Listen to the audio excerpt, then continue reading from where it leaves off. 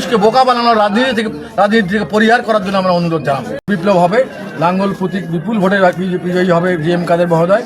আমরা চাই এভাবেই আমাদের অগ্রযাত্রা অব্যাহত থাকুক। আমরা দুর্নীতির বিরুদ্ধে, সন্ত্রাসের বিরুদ্ধে যে মেসেজ নিয়ে, যে বার্তা নিয়ে আমরা আসছি, সেই বার্তা নিয়ে আমরা আমার জাতীয় পার্টি চলছি এবং আগামী দিনেও চলবো ইনশাল্লাহ।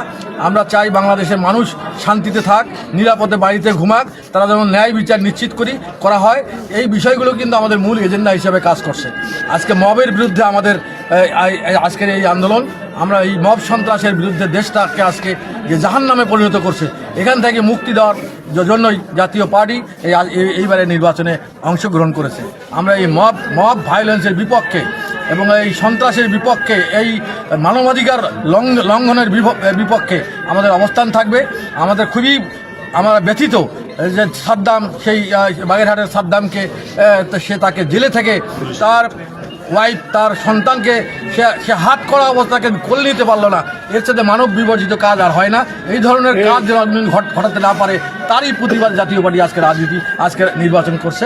আমরা সব মানুষের কাছে, রংপুরের সকল মানুষের কাছে, সকল দলের মানুষের কাছে আমরা আবেদন জানাবো যে আমরা রংপুরকে শান্তিপূর্ণ রাখতে চাই। রংপুরের মানুষ যেভাবে একদম শান্তপ্রিয় মানুষ, আর আমরা তো শান্তিপ্রিয় মানুষ, আমরা শান্তিতে বসবাস করতে চাই। এই শান্তি বিঘ্ন করার আমরা যারা চেষ্টা করতেছে, যারা মানুষকে ধোঁকা দেওয়ার চেষ্টা করতেছে, যে না ডেভেলপমেন্ট হবে, অমুককে ভোট দিলে ইয়ে হবে, আর অমুককে ভোট দিলে জান্নাত পাওয়া যাবে, এই ধরনের ভৌতিক এবং কোরআন সুন্নাহ বিরোধী বক্তব্য আমাদের ব্যথিত করছে। আমরা আশা করব তাদের মুখ থেকে যেন এই ধরনের কথা না আসে। ভোট তারা করুক, ভোট তাদের নির্বাচনী এজেন্ডা নিয়ে যেটা তারা ভোট করবে, আমাদের আপত্তি নাই, কিন্তু মানুষকে বোকা বানানোর রাজনীতি থেকে পরিহার করার জন্য আমরা অনুরোধ জানাবো।